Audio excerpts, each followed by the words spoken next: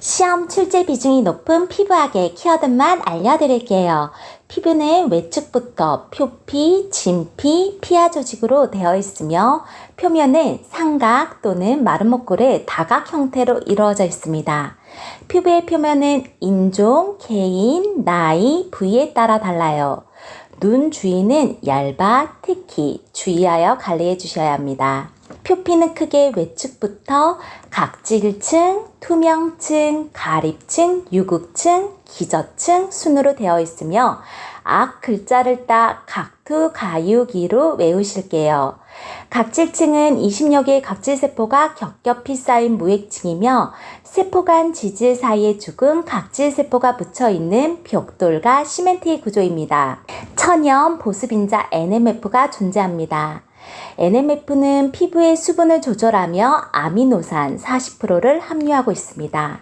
투명층은 두세 개의 무액층으로 투명해 보이는 유동성 물질 엘라이딘을 함유하며 손바닥, 발바닥에 분포하고 있습니다. 과립층은 곽화유리질 가립을 함유하며 수분 저지막이 외부 이물질 침투를 방어합니다. 각화유리질 가립이랑 케라틴 성분이 각화해서 각질을 생성하는 주 성분입니다. 각화유리질 가립이 표피층 중 어디에 있는가요? 하고 문제가 나와요. 과립층이라고 답을 체크하시면 됩니다. 외우기 힘드시면요. 각화유리질 가립의 가립을 따 가립층 연관하여 기억하실게요. 입 안의 점막은 가립층이 없습니다. 유극층은 표피에서 가장 두꺼운 층으로 랑게르한스 세포가 존재합니다. 랑게르한스 세포는 피부의 면역을 담당하죠. 기저층은 피부에 새 세포를 형성하며 기저층이 손상되면 흉터가 남습니다. 흉터가 생기는 피부층은 하고 문제가 나와요. 기저층으로 콕 찍으실게요. 기저층은 피부의 색상을 결정짓는 색소 제조 멜라닌 세포와 피부에 케라틴을 형성하는 각질 형성 세포, 촉감을 감지하는 머켈 세포가 분포되어 있으며 물결 모양의 세포가 단층을 이룹니다. 다음 중 표피 중에 존재하는 세포가 아닌 것은 하고 문제가 나와요. 그럼 각질 형성 세포, 멜라닌 형성 세포, 랑게르한스 세포를 제외한 다른 걸 체크하시면 됩니다. 시험엔 기저층이 많이 출제돼요. 원추형의 세포가 단층으로 이루어져 있으며 각질 형성 세포와 색소 형성 세포가 존재하는 피부층은 하고 문제가 나오면 기저층으로 체크하실게요. 이제 진피에 대해 알아보겠습니다. 진피는 유두층과 망상층으로 이루어져 있어요. 유두, 이름만 들어도 느낌이 오시죠? 영양 공급과 관계 있는 층입니다. 물결 모양의 층으로 노화가 진행될수록 평평해지며 노폐물과 이산화탄소를 배출합니다. 망상층은 교훈섬유 콜라겐과 탄력섬유 엘라스틴의 결합 조직으로 피부의 탄력과 주름에 중요한 역할을 합니다. 교훈섬유와 탄력섬유로 구성되어 있으며 피부의 대부분을 차지하는 것은 하고 문제가 나와요. 진피에 대한 설명이죠. 진피로 체크하실게요. 피부의 부속기관으로는 혈관, 림프관, 피지선, 한선, 신경, 감각기관이 분포되어 있습니다.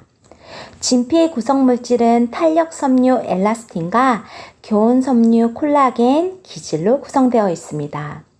탄력섬유 엘라스틴은 피부 탄력에 관여하고 피부 파열을 방지합니다. 교훈섬유 콜라겐은 피부 주름과 처짐 현상이 효과적이며 보습 능력이 있습니다. 노화가 될수록 콜라겐 함량이 낮아집니다. 진피에 함유되어 있는 성분으로 우수한 보습 능력을 지녀 피부 관리 제품에도 많이 함유되어 있는 제품은 하고 문제가 나와요. 답은 콜라겐을 체크하실게요. 피하 조직은 수많은 지방세포로 구성되어 있으며 체온 조절, 신체를 보호, 영양분을 저장하는 기능을 합니다. 피부 구조에서 지방세포가 주로 위치하고 있는 곳은 하고 문제가 나와요. 피하 조직으로 체크하실게요. 피부 구조에 대한 설명 중 틀린 것은 하고 문제가 출제됩니다. 1. 피부는 표피, 진피, 피하 지방층 3개 층으로 구성된다. 맞는 설명이죠.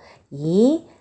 표피는 일반적으로 내측부터 기저층, 유극층, 과립층, 투명층, 각질층 5층으로 나뉜다.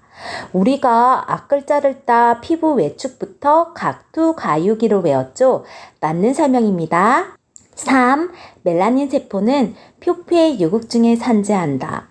우리 멜라닌 세포 어디에 존재한다고 배웠죠? 표피의 기저층에 존재합니다. 3번 틀린 설명입니다. 4번 멜라닌 세포 수는 민족과 피부색에 관계없이 일정하다. 맞는 설명입니다.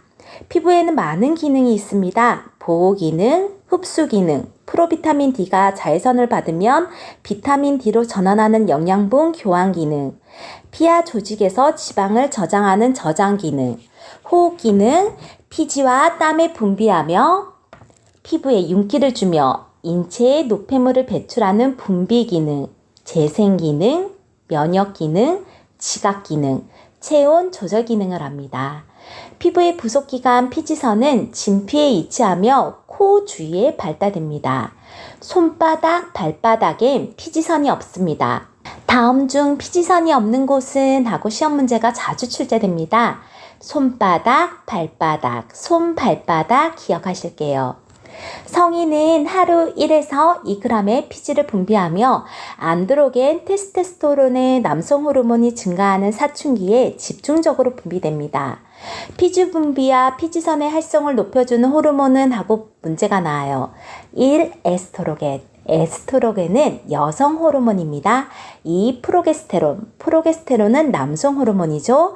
3번 인슐린. 인슐린은 췌장에서 분비되는 호르몬으로 혈당 강화시키는 기능을 합니다. 4번 안드로겐. 네, 답은 4번 안드로겐이에요. 남성 호르몬인 안드로겐은 사춘기 때 피지 분비와 피지선의 활성을 높여줍니다. 피지막은 pH 4.5에서 6.5의 약산성입니다. 일반적으로 피부 표면의 pH는 하고 문제가 나오면 pH 4.5에서 6.5 약산성으로 체크하실게요. 한선은 에크린 한선, 소한선과 아포크린 한선, 대한선으로 나뉘는데요. 에크린은 3글자죠. 아포크린은 4글자. 그래서 에크린은 소, 아포크린은 대로 기억하실게요. 에크린 한선, 소한선은 손바닥, 발바닥에 분포하고 있으며 아포크린 한선, 대한선은 사춘기 이후 분비되며 냄새가 나요. 아포크린 한선 어디에 분포되어 있나요? 겨드랑이, 배꼽, 유두, 항문 주변 등 특정 부위에 분포되어 있습니다. 대한선 어디에 존재하나요? 하고 문제가 나와요. 어디? 겨드랑이, 배꼽, 유두, 항문 주위 기억하실게요. 우리가 추위나 공포를 느끼면 닭살이 돋죠? 이건 이모근의 역할입니다. 모발의 단면도를 보실게요. 단면도를 보면요, 긴 바가 아주 흡사한 모양이에요. 바깥 부분 김에 해당하는 부위는 모표피, 중간 부분 밥에 해당하는 부위는 모피질, 안쪽 부분 단무지, 심에 해당하는 부분은 모수질입니다. 모피질엔 멜라닌 색소가 함유되어 있습니다. 다음 중 멜라닌 색소가 함유되어 있는 곳은 하면 모피질로 답 체크하실게요. 네일의 구조는 네일, 헤어, 피부, 메이크업, 시험 모두에서 자주 출제됩니다. 네일의 구조 보실게요. 네일 루트 조근이라 하면 네일이 자라기 시작하는 곳입니다. 네일 보디, 조체, 조판이라고 하며 신경, 혈관이 없으며 산소를 필요로 하지 않습니다. 프리엣지, 또 다른 말로 자유연이라고 하며 우리 모양과 길이를 자유롭게 조절하며 네일 베드와 분리되어 자라나온 손, 발톱을 말합니다. 네일의 길이와 형태를 자유롭게 조절할 수 있는 것은 하고 문제가 나오면 프리엣지 자유연으로 기억하실게요. 네일 및 피부 조직 보실게요. 매트릭스 조모라고 하며 성장을 담당해요. 매트릭스가 손상되면 네일이 더 이상 자라지 않거나 변형이 생깁니다. 모세혈관, 림프, 신경조직이 있어 산소를 모세혈관을 통해 공급받습니다. 루눌라, 조반월이라고 하며 루눌라의 크기와 두께는 손톱 건강과 관련이 없습니다. 네일베드, 또 다른 말로 조상이라고 하며 네일 보디 밑에 피부로 산소를 공급받습니다. 네일을 둘러싼 피부엔 에포니키움 상조피가 있습니다. 네일 보디의 시작점에서 자라나는 피부로 에포니키움 아래편에 끈적한 형질로 되어 있으며 손상되면 영구적인 손상을 초래합니다. 네일 보디의 시작점에서 자라나는 피부로 매트리스를 보호하는 역할을 하며 큐티클을 덮고 있는 피부는 하고 문제가 나와요. 에포니키움 상조피 기억하실게요. 큐티클 조소피는 에포니키움 아래에 있으며 에포니키움의 각질화 과정에서 생성됩니다. 네일 주변을 덮고 있는 죽은 각질 세포로 완전히 제거할 수 없습니다. 완전히 제거할 수 없다는 키포인트입니다. 기억하실게요. 하이포니키움 하조피는 프리엣지 아래에 돌출된 피부 조직으로 박테리아와 이물질의 침입을 막습니다. 하이포니키움 하조피에 대한 설명 중 옳은 것은 하고 문제가 나와요. 네일 아래 살과 연결된 끝부분으로 박테리아의 침입을 막아준다로 기억하실게요. 피부학에서는 평균 4문제에서 5문제 출제됩니다. 반복 학습하셔서 좋은 결과 있으시길 바랄게요.